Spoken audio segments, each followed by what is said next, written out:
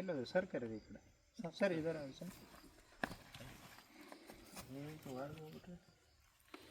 ಎಲ್ಲ ಇಲ್ಲಿ ತೆಗೆದು ನೀವು ಮುಂದೆ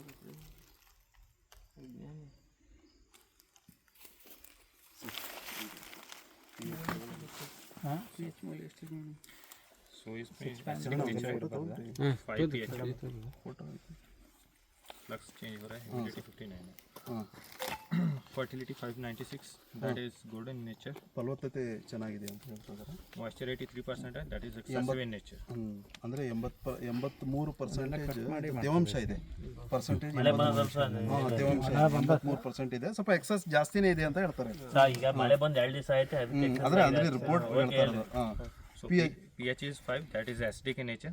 तो इसमें क्या है कि आपको fertiliser recommendation is more than normal condition, जितना नॉर्मल कंडीशन में चाहिए उससे ज़्यादा इसमें आपको ಭೂಮಿ ಏನಂದರೆ ಸ್ವಲ್ಪ ಹುಳಿ ಮಣ್ಣು ಲೆವೆಲಲ್ಲಿ ಪಿ ಎಚ್ ಇದೆ, ರಸಸಾರ ಈಗ 6ರಿಂದ 6.5 ಇರಬೇಕು, ಇದು 5ರಿಂದ 5.5 ಇದೆ. ಹಂಗಾಗಿ ಹುಳಿ ಮಣ್ಣಲ್ಲಿ ಬರ್ತದೆ. ಹಂಗಾಗಿ ನಾವು ಫರ್ಟಿಲೈಸರ್ ನಾವು ಕೊಡೋ ಟೈಮಲ್ಲಿ ಏನಾಗುತ್ತೆ ಅಂದರೆ ನಾರ್ಮಲ್ ಡೋಸ್ಗಿಂತ ಒಂದು 100-200 ಗ್ರಾಮ್ಗೆ ಜಾಸ್ತಿ ಕೊಡ್ರಿ ಅಂತ ಹೇಳ್ತಾ ಇದ್ದಾರೆ.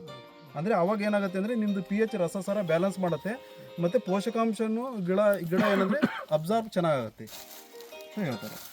Soil temperature 32.1 that is sufficient. ಅಂದರೆ ಮಣ್ಣಿನ ಒಂದು ತಾಪಮಾನ ಎಷ್ಟು ಟೆಂಪ್ರೇಚರ್ ನಾರ್ಮಲ್ ಇರುತ್ತಲ್ಲ ಅಷ್ಟು ಪೋಷಕಾಂಶ ಬೇಗ ಗಿಡಕ್ಕೆ ಸಿಗುತ್ತೆ.